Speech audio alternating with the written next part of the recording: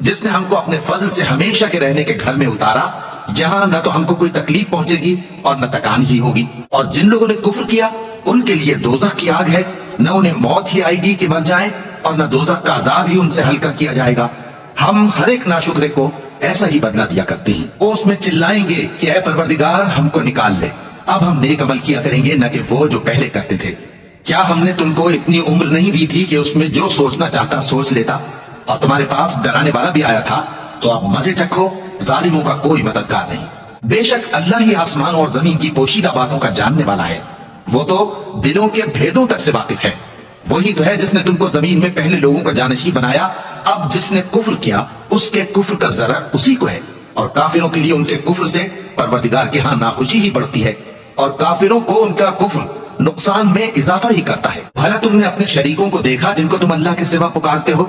مجھے دکھاؤ کہ انہوں نے زمین میں سے کون سی چیز پیدا کی ہے، یا کیا آسمانوں میں ان کی شرکت ہے، یا ہم نے ان کو کوئی کتاب دی ہے جس کی وہ سند رکھتے ہوں؟ ان میں سے کوئی بات بھی نہیں، بلکہ ظالم جو ایک دوسرے کو وعدہ دیتے ہیں محض فریب ہے۔ اللہ ہی آسمانوں اور زمین کو تھامے ہوئے ہے کہ کہیں وہ اپنی جگہ سے ٹل نہ جائیں، اور اگر وہ ٹلنے لگیں تو اللہ کے سوا کوئی ایسا نہیں جو ان کو تھام سکے۔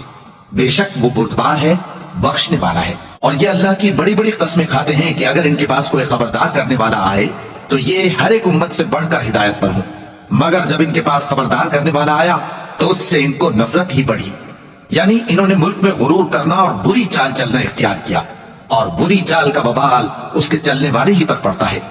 یہ تو پہلے لوگوں کی روش کے سوا اور کسی چیز کے منتظر نہیں، سو تم اللہ کی عادت میں ہرگز تبدیلی نہ پاؤ گے اور نہ اللہ کے طریقے میں کوئی تغیر دیکھو گے۔ کیا انہوں نے زمین میں سیر نہیں کی تاکہ دیکھتے کہ جو لوگ ان سے پہلے تھے ان کا انجام کیا ہوا، حالانکہ وہ ان سے قوت میں بہت زیادہ تھے؟ اور اللہ ایسا نہیں کہ آسمانوں اور زمین میں کوئی چیز اس کو عاجز کر سکے، وہ علم والا ہے، قدرت والا ہے۔